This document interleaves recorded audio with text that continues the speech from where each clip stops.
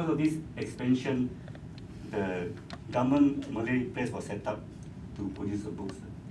And I'll probably touch briefly on the fifth point, postscript. Okay, this is the Malay world. Okay, there's no political boundaries. So in the 17th century, the Dutch VOC and the English EIC came to this archipelago only for one thing: spices. And what happened was the Dutch told the English to combine and drive the Portuguese out. But then the English was reluctant. So the Dutch drove the English out and the English went to British India. Then sometime in the 18th century, the English came back. They took Penang, they took Malacca, they took Batavia, that is Java, Bencoolen, and later in Singapore. Okay. So when Raffles first arrived in Penang in 1805, he was 24 years old. Then he was in Malacca in 1807, 1808, and 1810 to prepare for the invasion of Java. Okay, so what happened was, first thing he did was he started to collect Malay manuscripts. Okay, according to Munshi Abdullah, he collected about 300. So he knew there was no printing press. He was collecting the Malay manuscripts, and the other thing he wanted to do was he wanted to start a place for learning of the Malay language. Then Raffles invaded Java. Okay, when he went there, there was only one printing press. Before Raffles invaded Java, there was only one printing press. Governor Dendelius merged the castle and city printing houses into one press. So they started to print the Batavia colonial Coret. So when Raffles came, he started to print in English the Java government gazette. So he knew there was only one printing press. If not one, probably there's 2 or 3 more, but there was only very few printing press in the archipelago. Sometime in March to August, the London Mission Society came to Java because they wanted to set up a base to do their printing. At that point in time, in China, they do not welcome the missionaries. So William Mao came to Java and he met with Raffles. Okay, so Raffles would then have known that the London Mission Society have the printing skills, because when they went to Java, they brought with them the Chinese printers. Okay, so the London Mission Society eventually they set up a station in Malacca. They started to do Chinese printing. Okay, first Chinese printing in 1815, English printing, and first printing in Malay in 1817. There was the 10 Commandments. Okay, so if you were to compare the transition from manuscript to print culture, in England it was in the 16th century, and in the peninsula it was about 300 years later.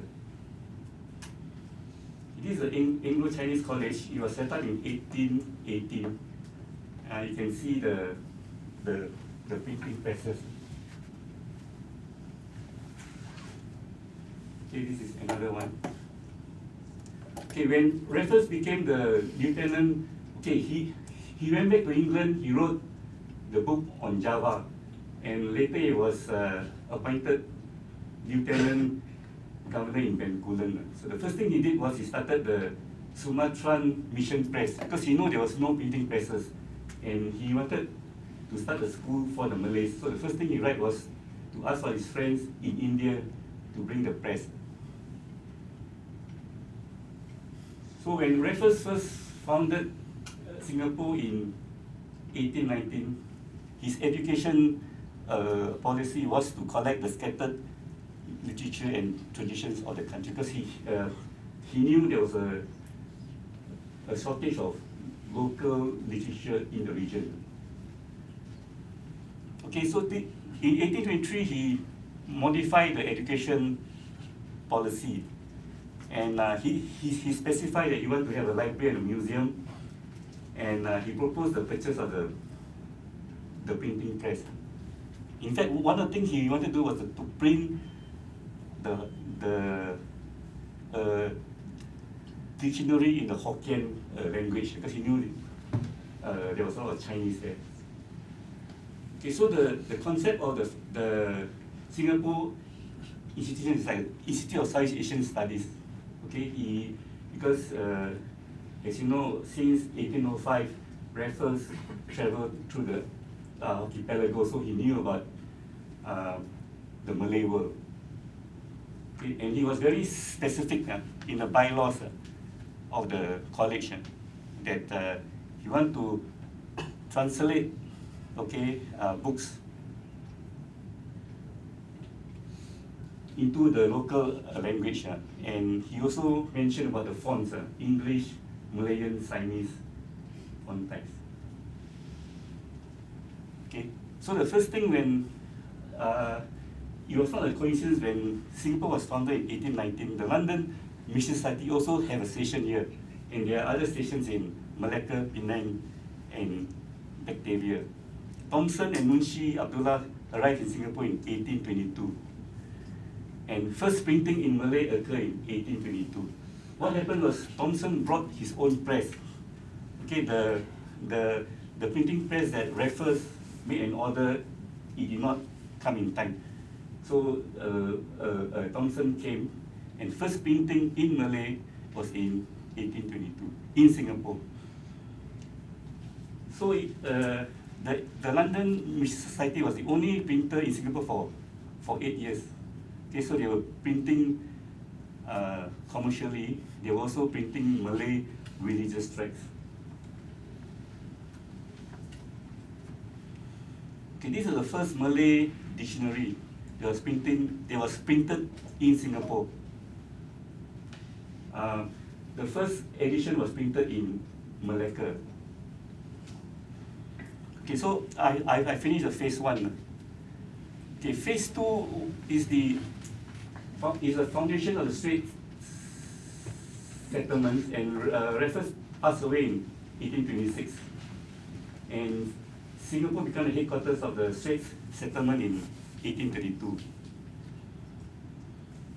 Okay, what happened was, in addition to the London Mission Society, the American Board of Commissioners of Foreign Missions came. Alfred North sort of collaborated with Munshi Abdullah, because Munshi Abdullah taught him Malay, and he found that Munshi found that North was a good student. He mentioned, ones who bathes his heart in the sea of Malay language, in whom I have the greatest trust in translating English into Malay according to the correct idiom. North was a printer, so he taught Munshi Abdullah the printing techniques and so on. Okay, sometime in 1834, the Malay classes of the Singapore institution got started in 1834 to 1841. Okay, so what is quite interesting is, at one stage, Alfred North, Peaceberry, and Munshi Abdullah, who was later known as father of Malay printing, Peaceberry, Alfred North. And what is interesting about North, eventually he went back to the US and he became missionary to the American Indians. So when they started the Malay classes, the London Mission Society provided the books, elementary books in printed sheets in Malay. I think most of them are religious tracts. Okay, and also the ABC FM. Okay, and what is interesting is, after Raffles passed away in 1826, Lady Raffles has an interest in the Singapore institution. In fact, she provided 100 Bibles in Malay. So in spite of the fact that Raffles passed away in 1826, she was still involved with the Singapore institution. Okay, this is where the printing press was